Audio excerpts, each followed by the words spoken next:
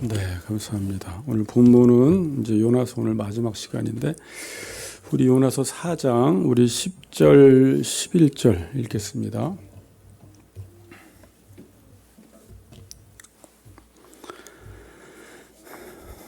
요나서 4장 10절, 11절 제가 봉독하겠습니다. 여호와께서 이르시되 내가 수고도 아니하였고 재배도 아니하였고 하룻밤에 났다가 하룻밤에 말라버린 이 박농쿨을 아꼈거든. 하물며 이 큰 성읍 니느웨에는 좌우를 분별하지 못하는 자가 12만 명이요 가축도 많이 있나니 내가 어찌 아끼지 아니하겠느냐 하시니라. 아멘. 네, 오늘 요나 마지막 시간입니다. 요나서. 네, 제목은 내가 어찌 아끼지 아니하느냐라는 말씀으로 우리 아낀다에 대해서 좀 생각해 보면서 요나서를 마무리 짓고자 합니다. 자, 우리는 서로에게 가끔 이런 질문을 합니다. 너의 보물 이루는 뭐야? 너의 가장 아끼는 애장품은 뭐야? 라는 질문을 우리 가끔 하는 적이 있어요. 그럼 보통 우리의 보물은 나에게 가장 큰 유익을 주는 것, 가장 비싼 것 있잖아요. 그런 것들 우리는 보통 나의 보물 1호다, 보물 2호다, 보물 3호다라고 말하기도 합니다. 돈이 많은 사람은 돈이 보물 1호가 될 수도 있고 큰 사업장을 가지고 있는 사람은 그 사업장이 보물 1호가 될 수도 있고요. 어떤 비싼 악기를 갖고 있는 사람들, 몇 억짜리 악기를 갖고 있는 사람들이나 비싼 차를 갖고 있는 사람들은 그런 것들이 자기의 보물이라고 말하는 사람들도 있습니다. 뭐 그런 것들이 없는 사람들은 나는 보물이 없어요라고 말할 수도 있겠죠.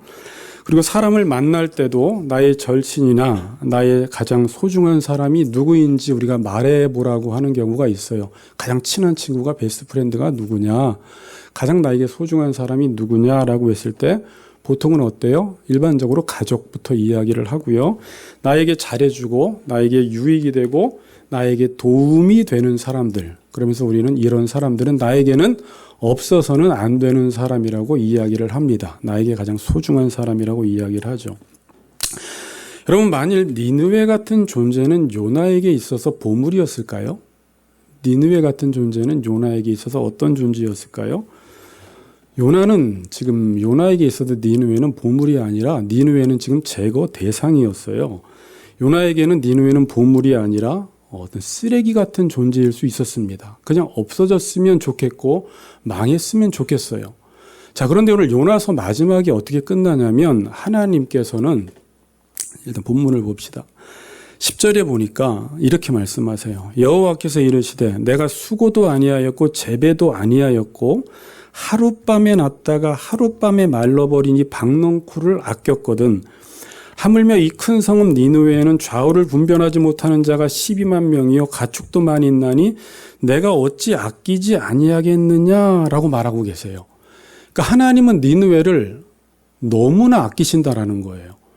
요나는 니느웨를 볼 때 니느웨는 멸망해야 되고 자기에게는 전혀 보물이 아닌데 하나님의 시각으로 볼 때 니느웨는 내가 너무나 아끼는 대상이라는 거예요. 그래서 요나서가 기록이 된 거예요. 니느웨를 너무나 아끼기 때문에 하나님은 요나를 불러서 니느웨 가서 말씀을 외치라고 해서 악한 백성이지만 하나님이 너무 아끼시기 때문에 이들을 구원하기를 원하시기 때문에 요나를 시켜서 말씀을 전하게 하신 것입니다. 자, 근데 요나는 하나님이 아끼는 니느웨는 아끼지 않고 지금 뭘 아끼고 있는 거예요? 박농쿨을 아끼고 있는 것입니다. 자, 여러분 박농쿨을 아끼십니까? 그러니까 이 본문에서는 박농쿨 자체를 아낀 게 아니라 요나는 박농쿨을 왜 아낀 거예요? 본문에 보니까 나의 괴로움을 면하게 해주기 때문에. 그러니까 여러분들도 어떤 것을 아끼는 이유가 그것은 나에게 유익이 되고 이익이 되고 나의 괴로움을 면하게 해주기 때문에 박농쿨을 아꼈던 것입니다. 그러니까 요나가 박농쿨을 아낀 이유는 뭐예요? 자기에게 유익과 이익이 되기 때문에 박농쿨을 아낀 것입니다. 근데 요나서 마지막에 하나님이 지금 던지시는 질문은 뭐냐면 요나에게 물으시는 게 너는 박농쿨은 그렇게 아끼면서 어떻게 생명이 있는 12만 명의 니느웨 백성은 왜 아끼지 않냐라고 질문하면서 요나서가 맞춰줘요. 여러분, 요나가 이런 질문을 들었을 때 기분이 어떻겠어요? 기분이 별로 좋은 질문이 아니에요. 여러분, 이런 질문은 뻔하거든요. 요나야, 너 왜 네가 너에게 유익이 되고 너에게 그늘을 제공하는 박넝쿨은 아끼면서 왜 생명이 있는 니느웨 백성 12만 명은 아끼지 않느냐? 이 질문은 참으로 곤란한 질문입니다. 그리고 요나의 속내를 다 드러내 보이는 질문이에요. 여러분, 하나님께서 여러분들에게 만약에 이런 질문하시면 별로 기분이 안 좋을 것 같아요. 너희들은 왜 너희 자식들은 그렇게 아끼면서 옆에 있는 불우한 이웃들이나 선교지에 먹지도 못해서 지금 방치된 아이들은 왜 아끼지 않느냐라고 하면 여러분 속으로 뭐라고 대답할 거예요? 솔직히 이런 질문 자체가 싫어요. 아니, 우리 자식이니까 내가 아끼죠 라고 대답을 할 겁니다. 요나도 뭐라고 대답을 할까요? 박넝쿨은 나에게 유익하니까 내가 아끼죠. 또 하나님이 이런 질문하면 어떨까요? 너희들은 돈을 그렇게 많이 주는 직장 생활은 그렇게 열심히 하면서 내가 피값 주고 산 이 교회 지체들을 섬기는지는 돈을 안 준다고 왜 이렇게 열심히 하지 않는 거니? 라고 질문하면 솔직히 속으로는 돈 안 주잖아요. 거기는 돈을 주잖아요. 그래서 열심히 하는 것 아닙니까? 선교지의 자녀들은 내 자식이 아니라 우리 자식은 내 자식이니까 내가 아끼지 않습니까? 그렇게 대답을 하는데 지금 하나님이 그런 질문을 하고 계시는 거예요. 그러니까 하나님은 요나에게 원하시는 게 뭐냐면 네가 너에게 이익을 주는 박넝쿨을 그렇게 작은 하룻밤에 났다가 하룻밤에 지는 일시적인 것들도 그렇게 아끼면서 왜 생명이 있는 니느웨 백성은 왜 아끼지 않냐? 너는 선지자로서 하나님의 마음을 품고 그 영혼들을 아껴야 하는데 그것은 아끼면서 왜 이 대상은 아끼지 않냐라고 지금 질문을 하고 있는 것입니다. 요나가 왜 박넝쿨을 아꼈어요? 이익이 되니까. 니느웨 백성은 왜 아끼지 않았어요? 그들은 멸망해야 되고 그들이 잘 되면 우리나라를 칠 것이기 때문에 당연히 아끼지 않았던 것입니다. 자, 그러니까 요나가 아낀다고 할 때 그 기준이 뭐예요? 자, 오늘 잘 들으세요. 중요합니다. 오늘 그 기준이 뭐예요? 나였어요. 나를 기준으로 해서 내게 유익이 되는 것은 보물, 나에게 해로운 것은 안 보물이에요. 이게 당연한 논리예요. 여러분, 이렇게 생각하지 않는 사람들이 있을까요? 보통 다 그렇죠. 나에게 이익이 되고 유익이 되는 것들은, 나에게 잘해주는 사람들은 나에게 있어서 보물 1순위. 그렇지 않은 해로운 사람들은 안 보물이에요. 보물이 될 수가 없는 것입니다. 자, 예수님이 여러분 선한 사마리아인의 비유를 잘 이해하셨는지 모르겠지만 한번 제가 말씀을 드릴게요. 선한 사마리아인의 비유를 말씀하셨어요. 어떤 율법사가 예수님께 나와서 물론 시험하려고 이런 질문을 합니다. 내가 영생을 얻으려면 무엇을 해야 합니까? 라고 예수님께 질문을 했어요. 그때 예수님이 뭐라고 대답을 하세요? 대답을 안 하시고 다시 역질문을 하십니다.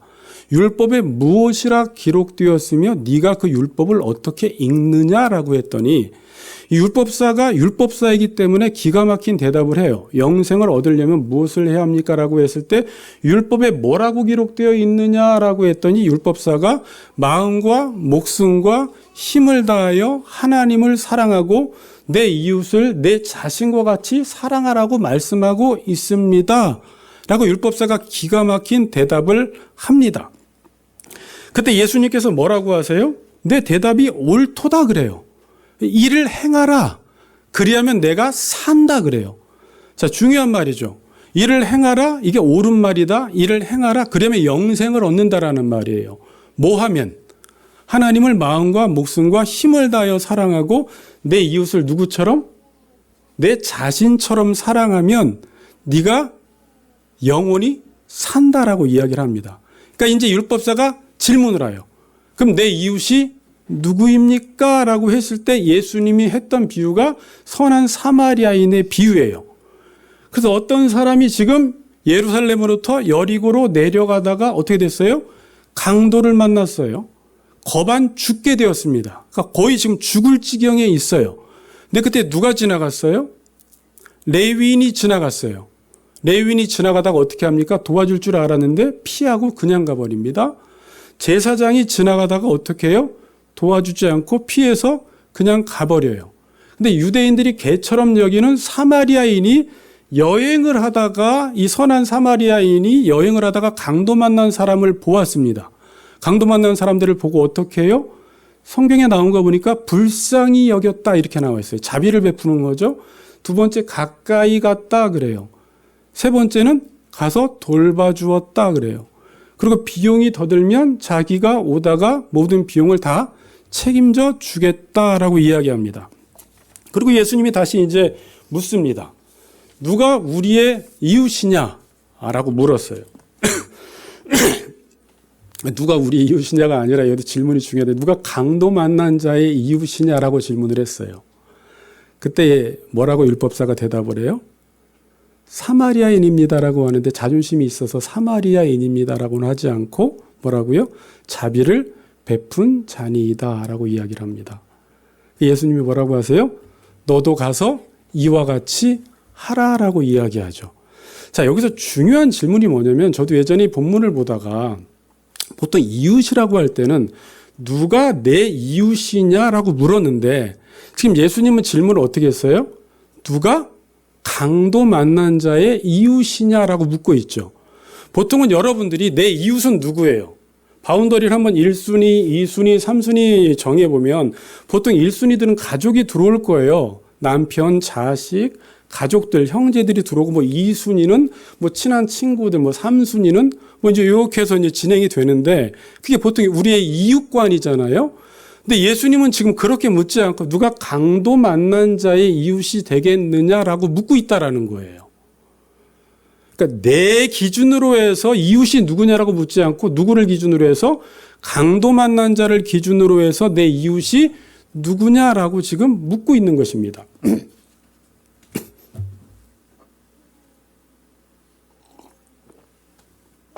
그러니까 우리 이웃 개념이 뭐예요?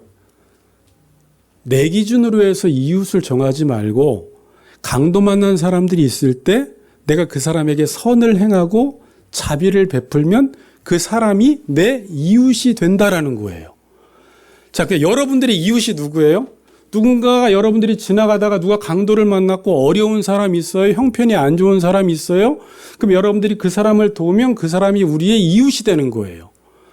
자, 우리가 어떻게 하나님과 예수님과 이웃이 되었죠? 우리는 원래 하나님과 이웃이 될 수 없는 사람이에요. 하나님의 진노를 받아 마땅한 사람이에요. 근데 우리가 강도 만난 사람이에요. 요한복음 10장 10절에서는 마귀가 강도라고 나와 있어요. 우리가 강도 만나서 거반 다 죽게 되었을 때 하나님께서 우리에게 자비를 베풀어 주셔서 우리가 하나님과 이웃이 된 거예요. 그리고 하나님의 자녀들에게 하나님이 원하시는 게 뭐냐면 이제부터 너희들은 하나님의 자녀가 되었으니까 너희들도 그렇게 강도 만난 자들을 만났을 때 어려운 사람을 만났을 때 도움이 필요한 사람을 만났을 때 그들에게 자비를 베풀고 선을 행하면 그들이 내 이웃이 된다라는 것입니다. 이것이 내 이웃을 내 자신같이 사랑하라라는 말이에요. 그러니까 내 자신같이 사랑하라는 말은 나에게 유익이 되면 사랑하라는 말이 아니라 상대에게 유익이 되면 사랑하라는 말이에요. 여러분, 사랑이라는 단어 자체가, 사랑이라는 개념 자체가 우리는 보통 내 조건에 맞고 내가 좋아하면 내가 너를 사랑해라고 이야기하지만 사랑이라는 개념 자체가 뭐예요? 상대방의 유익을 위한 게 사랑이에요. 그러니까 사랑은 나에게 유익이 되면 사랑하라는 말이 아니라 상대에게 유익이 되면 사랑하라고 지금 이야기하고 있습니다. 자, 우리가 어떤 대상을 사랑한다고 할 때는 내가 좋으니까 사랑하는데 그건 성경에서 볼 때는 사랑이 아니에요. 자, 하나님이 우리를 사랑하시는 이유가 뭐예요, 그럼 여러분? 이정민 집사님을 사랑하고 김성대 집사님을 사랑하고 혁이를 사랑하고 우리 아내를 사랑하신 이유가 뭐예요? 이유가 있어요, 없어요? 이유가 전혀 없어요. 신명기 7장에서는 이렇게 말씀하고 있어요. 신명기 7장 7절 8절에 보면 여호와께서 너희를 기뻐하시고 너희를 택하신 이유가 너희가 다른 민족보다 수요가 많기 때문이 아니니라. 너희는 오히려 모든 민족 중에 가장 적으니라. 여호와께서 다만 너희를 사랑하심으로 말미암아 또는 너희의 조상들에게 하신 맹세를 가리켜 하심으로 말미암아 자기의 권능의 손으로 너희를 인도하여 내시되 너희를 그 종되었던 집에서 애굽 왕 바로의 손에서 속량하셨나니. 그러니까 하나님이 이스라엘 백성들을 사랑하신 이유가 뭐라고 해요? 다만 너희를 사랑함으로 말미암아라고 이야기해요. 그러니까 사랑하니까 사랑하셨다라는 거예요. 그러니까 우리를 사랑한 이유가 우리에게 조건이나 원인이 있어서 자격이 있어서 사랑한 게 아니라 하나님이 우리를 사랑하니까 사랑하셨대요. 자, 여기 보세요. 하나님은 사랑이십니다. 그리고 하나님의 본성이 사랑이에요. 그리고 하나님은 존재 자체가 사랑이십니다. 그러니까 하나님은 존재하시면 그 존재는 사랑으로 존재하는 거예요. 뭔지 알겠어요? 그러니까 하나님이 존재하면 그는 사랑할 수밖에 없는 분이에요. 누구든지 하나님을 만나면 사랑을 받을 수밖에 없어요.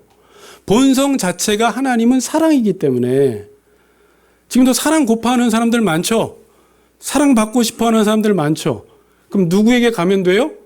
하나님께 가면 하나님은 그 존재 자체가 사랑이기 때문에 하나님을 만나면 그냥 사랑을 받을 수밖에 없어요. 나는 영원히 나를 사랑해주는 남편과 아내를 만날 거야. 있어요, 없어요?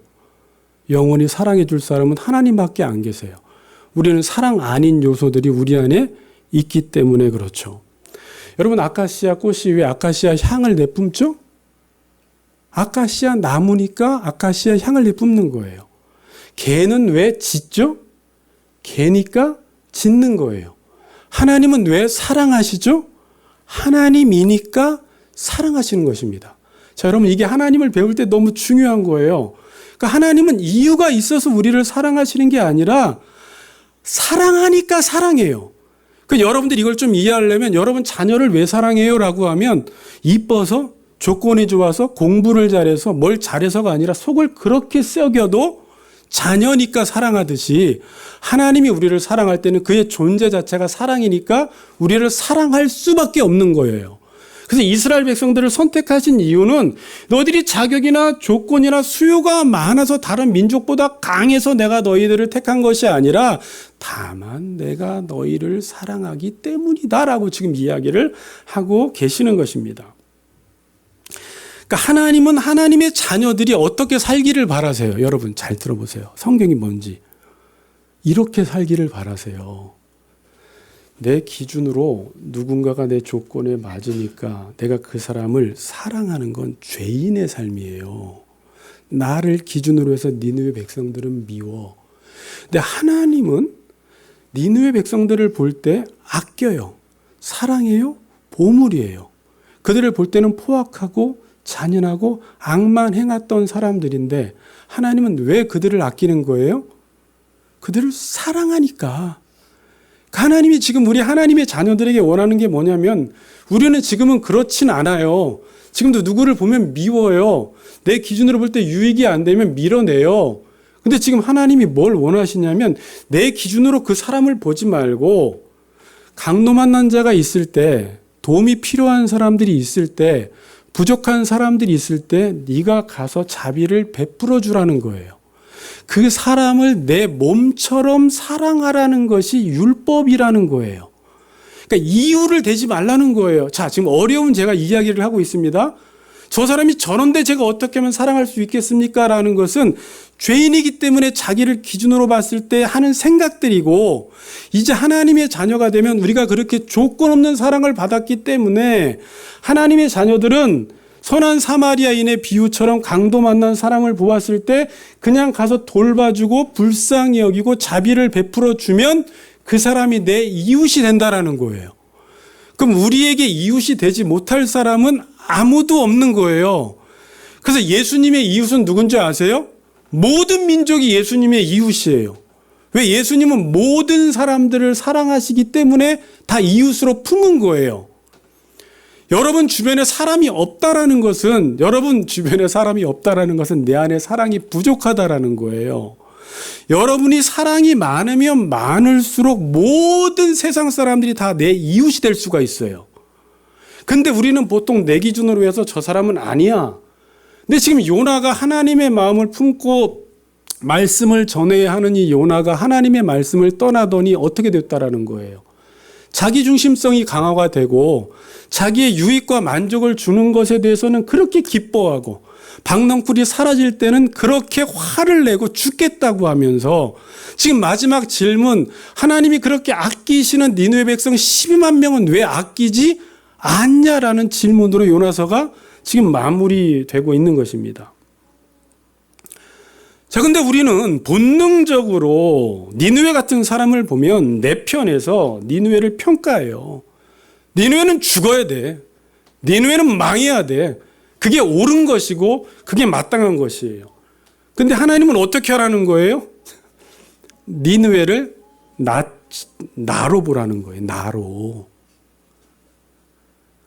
그러니까 하나님이 니느웨를 볼 때는요, 악하다를 먼저 보지 않고 자식 같은 거예요. 니느웨 백성이.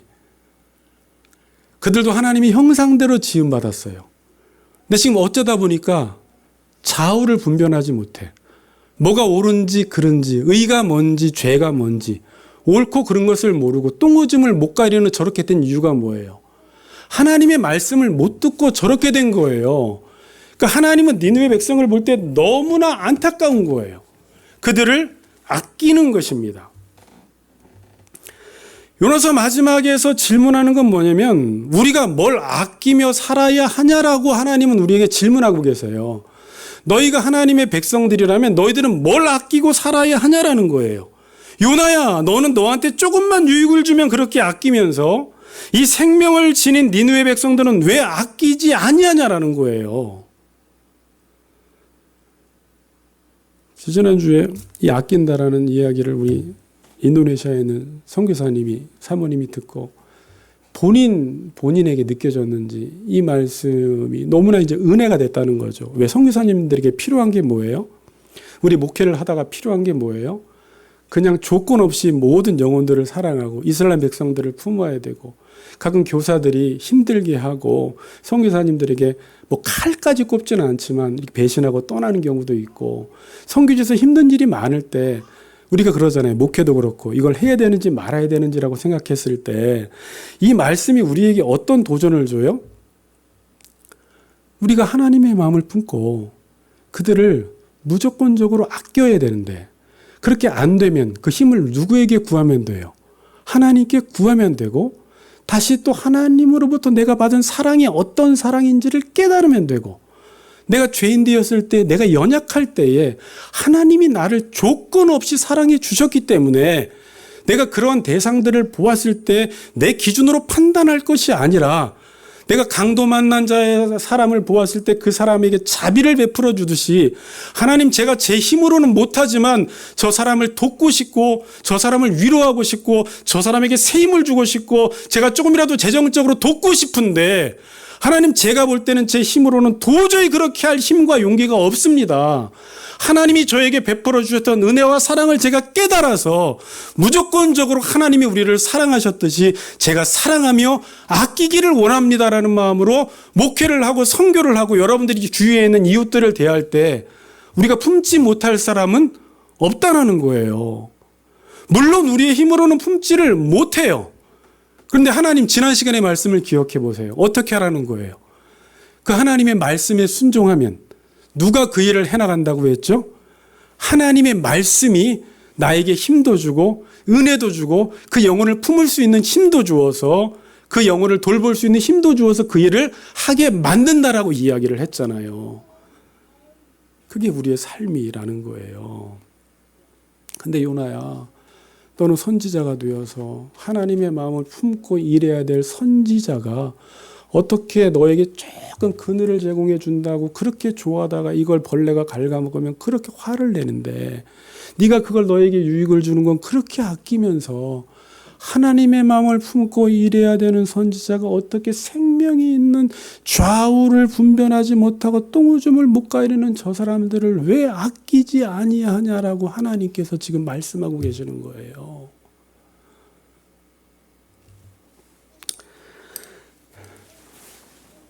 이건 하나님께서 우리에게도 던지시는 질문이에요.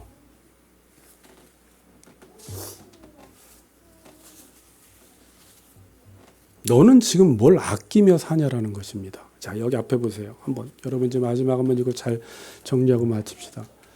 우리 혁이는 뭘 아끼며 사냐라는 것이고요.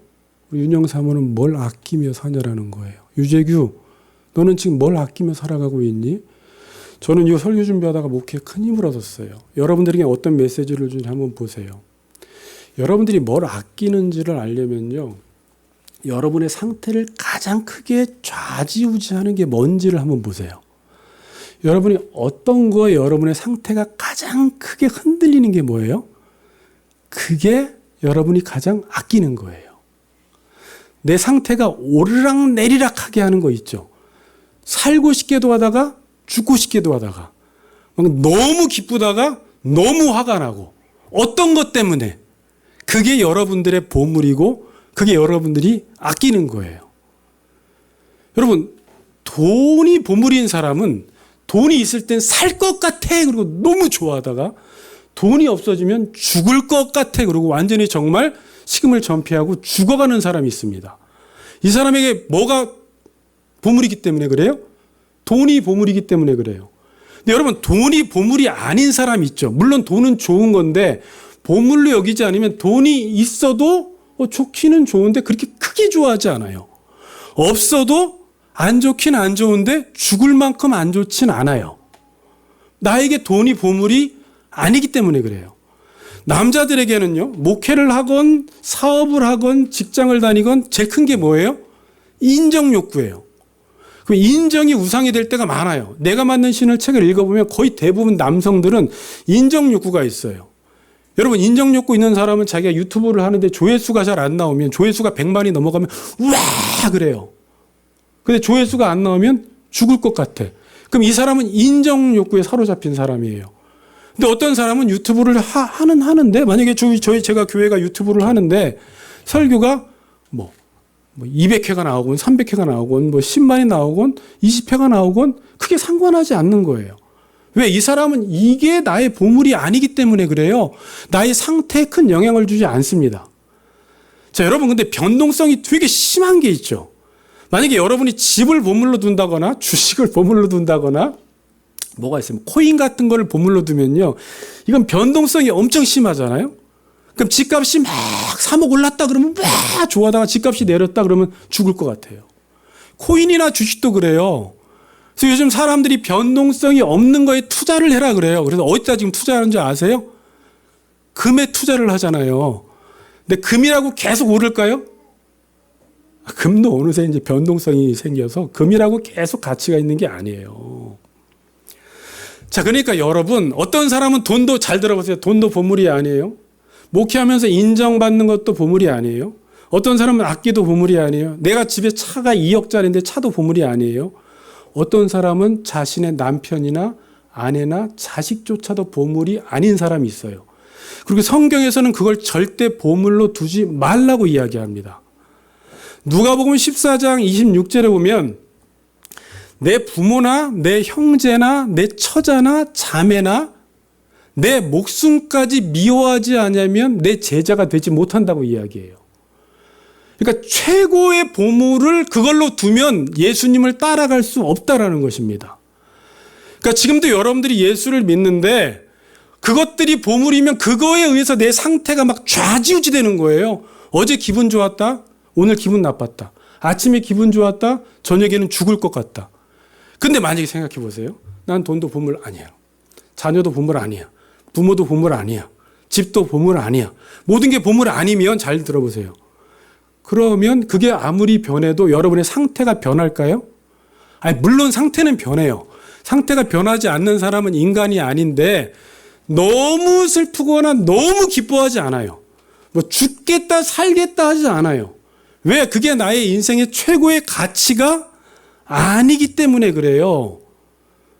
그러니까 그걸 보물로 안는 사람은 상태 변화에 큰 영향을 받지 않습니다. 근데 정말 이런 사람들이 있습니다. 어떤 사람들은 그렇게 잘 살건 못 살건 큰 집에 살건 작은 집에 살건 돈이 있건 없건 자녀가 대학을 가건 못 가건 그냥 크게 요동하지 않는 사람이 있어요. 그 사람을 보니까 뭔가 다른 가치를 위해 사는 사람이 알고 봤더니 근데 어떤 사람은 너무 요동하는 사람들이 있어요.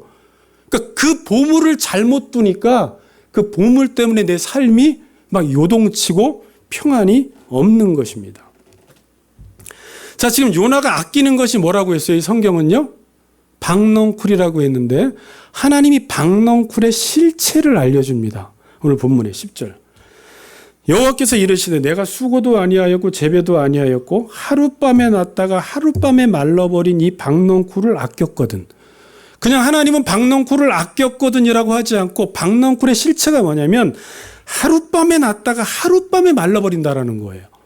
그러니까 실제 하룻밤에 났다가 하룻밤에 말라는 하룻밤만 이야기하는 게 아니라 일시적인 것이라는 거예요. 모든 것들이 다. 여러분, 이 세상에 있는 모든 것들은 어떤 것들이에요? 변하는 것들이에요? 일시적인 것들이에요. 이렇게 말하죠. 요한일서 2장에 26절에 16절에 이 세상도 그 정욕도 다 지나가되 하나님의 뜻을 행하는 이는 영원히 거하느니라. 그러니까 모든 것들은 하룻밤에 났다가 하룻밤에 말라지는 것이기 때문에 그런 것들을 내 보물로 두면 어떻게 된다고요? 계속 실망하면서 살아가는 것입니다. 제가 이 묵상하다 보니까 인생이 힘든 이유는 인생 자체가 힘든 것이 아니라 내가 보물로 둔 것 때문에 힘든 거예요. 내가 보물이 변하지 않아야지 내 상태가 변하지 않는데 변하는 것을 보물로 두니까 보물이 변할 때 내가 죽겠다 살겠다 하는 것입니다. 그러니까 여러분이 지금 보물을 무엇로 두느냐에 따라서 내 상태가 요동칠 수도 있고 요동치지 않을 수도 있습니다. 그럼 여러분들은 보물을 뭘로 두어야 돼요? 자, 그러면 제가 정답을 이야기하면 이거는 지금 그냥 우리 혁이도 때려 맞출 수가 있어요. 아, 교회 왔으니까 하나님 아니면 예수님이겠구나. 근데 성경은 정말 예수님이라고 이야기를 합니다. 아, 그럼 또 저 다 뻔한 대답이겠구나라고 여러분들이 생각하지 말고 왜 예수님이 보물인지를 여러분들이 스스로 이해하고 납득하셔야 돼요. 자, 사도 바울이라는 인물은요, 예수를 믿기 전과 믿은 후에 보물이 달랐던 사람입니다. 예수를 믿기 전에 사도 바울에게 가장 중요했던 게 무엇이었을까요? 자, 빌립보서 3장 5절에 보면 나는 8일 만에 할례를 받고 이스라엘 족속이요 베냐민 지파요 히브리인 중에 히브리인이요 율법으로는 바리새인이요. 나와 있지 않지만 그 당시에 로마의 시민권 따는 것이 그렇게 힘들었는데 사도 바울은 로마의 시민권까지 갖고 있었어요. 그리고 율법으로는 바리새인입니다. 히브리인 중에 히브리인이요 이스라엘 족속이요 베냐민 지파예요. 그러니까 그가 예수 믿기 전에 가장 소중히 여기던 게 뭐였어요? 출신, 배경, 학력 이런 것들이 사도 바울에게 가장 유익한 것들이었습니다. 자, 그런데 3장 7절 8절에 이렇게 말하고 있어요. 그러나 무엇이든지 내게 유익하던 것을 내가 그리스도를 위하여 다 해로 여길 뿐더러 또한 모든 것을 해로 여김은 내 주 그리스도 예수를 아는 것이 가장 고상하기 때문이라. 내가 그를 위하여 모든 것을 버리고 배설물로 여김은 그리스도를 얻고 그가 과거에 유익하던 것을 그리스도를 위하여 다 배설물로 여겼다. 내가 보물로 여기던 것을 그리스도를 위하여 다 해로 여겼다라고 이야기합니다. 왜 그래요? 예수 그리스도가 가장 고상하기 때문이다라고 이야기하고 있죠. 여기서 고상하다라는 말이 능가하다, 탁월하다, 위에 있다라는 말입니다. 그러니까 예수 그리스도가 모든 것 위에 있고 탁월하고 모든 것을 다 능가한다라는 것입니다. 그래서 여러분들이 성경에서 사도 바울의 삶을 보면 사도 바울의 삶 속에서는 사도 바울은 뭐 하나 때문에 그의 상태가 왔다 갔다 하는 게 없어요. 여러분들이 사도 바울의 생애를 보면 사도 바울은 고난을 당할 때나 환난을 당할 때나 매질을 당할 때나 또 그가 때로는 유명할 때나 사람들에게 인정받을 때나 로마의 시민권이 있다고 해서 가말리아 문화에서 공부를 했다고 해서 가장 좋은 대학교에서 공부를 배웠다고 해서 뭘 기뻐하거나 슬퍼하거나 죽겠다 살겠다 이런 게 없습니다. 그리고 사도 바울이 이런 고백을 해요. 빌립보서 4장 11절에 보면 내가 궁핍함으로 말하는 것이 아니라 어떠한 형편에든지 내가 자족하기를 배웠다라고 이야기를 하고 있어요. 어떠한 형편에 있든지 나는 자족하기를 배웠다라고 이야기하는데 이건 어떤 상황에서도 나는 만족하며 산다라는 말이에요. 또 하나는 외부 환경과 상관없이 마음의 평안을 자신은 유지한다라는 거예요. 자, 대단한 삶이죠. 뭐 하나에 왔다 갔다 하는 게 없어요. 잘 될 때나 안 될 때나, 부자일 때나 가난할 때나, 유명할 때나 무명할 때나, 고난을 당할 때나 당하지 않을 때나, 부자여도 아무런 그것들이 사도의 상태에 영향을 주지 않는데, 고백하기를 나는 일체 자족하는 비결을 배웠다. 어떤 상황에서든지 나는 만족한다라는 거예요. 이게 내게 능력 주시는 자 안에서 모든 것을 할 수 있다라는 말이거든요. 일반적으로 적극적 사고방식으로 내게 능력을 주면 내가 하고 싶은 거 모든 것을 할 수 있다라는 말이 아니고요. 외부 환경이 어떠하든지 나는 마음의 평안이 유지가 된다라고 지금 말씀을 하고 있습니다. 왜 그런 거예요? 왜 그런 거예요? 사도 바울의 보물은 뭐였어요? 예수 그리스도였기 때문에 그래요. 자, 사도 바울이 이렇게 말해요. 빌립보서 1장 21절에서 빌립보서가 여러분 쉬운 것 같으면서 어려워요. 되게 깊이가 있습니다. 이는 내게 사는 것이 그리스도니 죽는 것도 유익함이라 그래요. 지금 사도 바울 안에는 누가 살아있어요? 예수가 살아있어요. 그래서 뭐라고 이야기해요? 죽는 것도 유익하다. 자, 그러니까 사도 바울의 삶의 목적이 뭐였냐면 오직 예수 그리스도만 높이 들림받으면 되고 예수 그리스도만 드러나면 되는 거예요. 그러니까 사도 바울은 자기 인생의 무엇을 통해서도 자기의 직업을 통해서도 가정생활을 통해서도 삶을 통해서도 예수 그리스도만 높임받으면 되고 예수 그리스도만 드러나면 되는 거예요. 그래서 빌립보서 1장에서 감옥에 갇혔어도 사도 바울이 기뻐하는 이유는 뭐냐면 내가 감옥에 갇혔음에도 불구하고 감옥에 갇힌 것 때문에 예수 그리스도가 드러난다라는 이야기를 하거든요. 그럼 자기는 기뻐한다라는 거예요. 삶의 목적이 예수 그리스도가 된 거예요. 그러면서 죽는 것도 유익하다 그래요. 자, 여러분 죽는 건 원래 유익한 게 아니에요.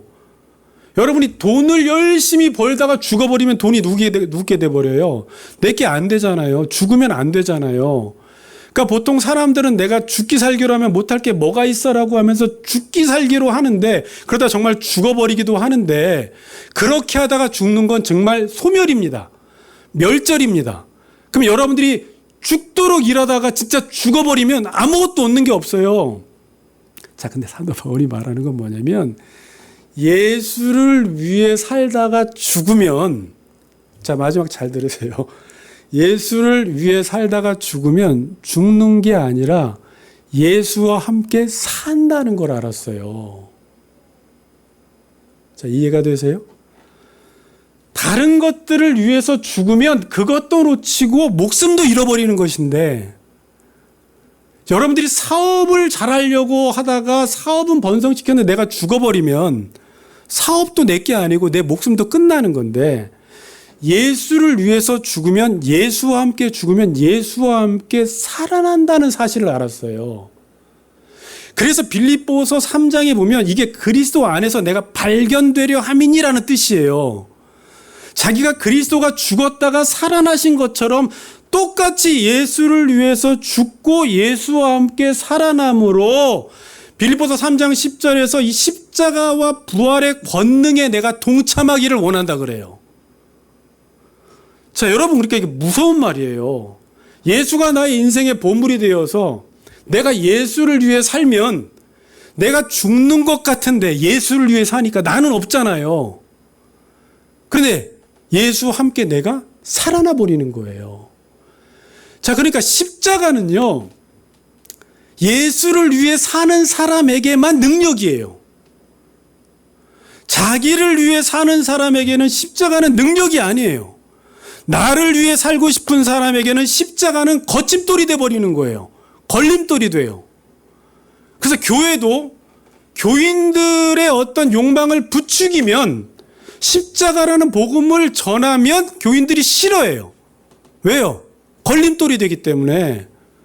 그런데 여러분, 저나 여기 있는 집사님들 다 예수를 위해 살기로 우리가 결심을 하면 어떻게 돼요?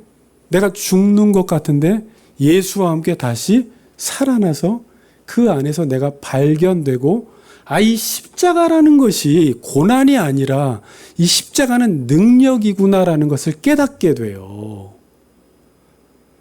누구를 위해 사는 사람만 십자가가 능력이라고요? 예수를 위해 사는 사람만 십자가가 능력이에요. 지금 여러분들이 교회 예배당에 와서 앉아있는데 나를 위해 살고 싶어서 이 자리에 왔는데 십자가에서 죽으라는 것은 어떻게 들려요? 미련하게 들리죠.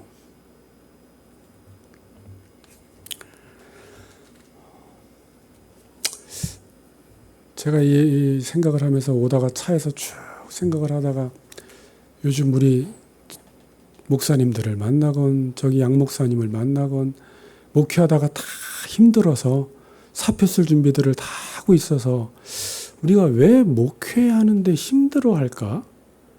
그러니까 한번 생각을 해봤어요. 사람이 없어서 힘든가? 부흥이 안 돼서 힘든가? 재정이 없어서 힘든가? 내가 인정받지 못해서 힘든 건가? 그런 걸로 생각하면 힘들어할 수 있겠죠. 그게 보물이 되면. 그런데 목회하면서 선교하면서 힘들어할 이유는 원래 없어요. 내가 예수를 안 믿는 걸 힘들어해야 돼요.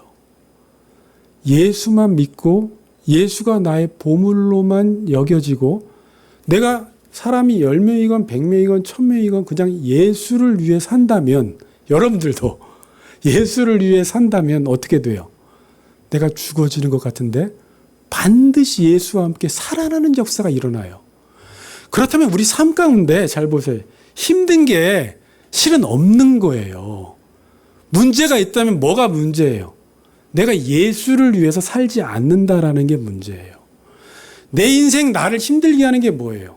예수가 보물이 아니라 다른 것들을 보물로 두니까 그것 때문에 죽겠다 살겠다 하는 거예요. 저는 그래서 예전에도 예수님이 아까 요한복음 14장에서 제자도에 관해서 말씀하실 때 너무나 매정하게 보였거든요. 내 부모나 형제나 처자나 자매 네 목숨까지 미워하지 아니하면 능히 내 제자가 되지 못한다라는 말은 진짜 부모나 형제나 처자를 미워하라는 말이 아니라 그것들을 보물로 두면 예수를 보물로 둘 수가 없고 예수를 위해 살 수가 없고 자녀를 위해 살게 되고 돈을 위해 살게 되고 사업을 위해 살게 되고 그것들이 잘 됐을 때는 내가 기뻐하지만 그게 못 되면 나는 죽을 맛이 돼버려요. 근데 우리 인생 속에는 그럴 필요가 없다라는 거예요. 무엇을 보물로 두면? 예수를 보물로 두면 그렇다라는 거예요. 그럼 여러분의 상태에 큰 변화가 일어나지 않아요. 물론 슬플 때가 있어요. 힘들어요, 안 될 때. 그러나 죽진 않아요. 그래요. 여러분, 예수를 위해 산다는 걸 성경에서는 또 사도 바울은 뭐라고 이야기하고 있을까요? 이게 너무 추상적이잖아요. 지금 교회의 머리가 누구예요? 예수님이죠. 예수님의 몸이 누구예요? 우리죠. 그래서 예수님은 작은 소자에게 행하는 것이 내게 행하는 것이다라고 마태복음 25장이 이야기하고 있고 이 교회 지체에게 죄를 짓는 것이 예수에게 죄를 짓는 것이라고 이야기하고 있어요. 자, 그러면 결론이 나왔어요. 우리가 예수를 믿고 누구를 아끼며 살아가라는 거예요. 작은 소자, 지체들, 몸된 교회를 위해서 살라는 거예요. 그들을 제일 아끼며 살라는 거예요. 그게 곧 누구를 위해서? 그게 예수를 위해서 사는 것이라고 오늘 우리에게 말씀하고 있습니다.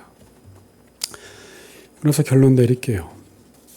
여러분, 지금 요나서는 같은 니느웨를 보면서 요나의 마음과 하나님 마음이 너무 다른 거예요. 제가 정리를 해보니까.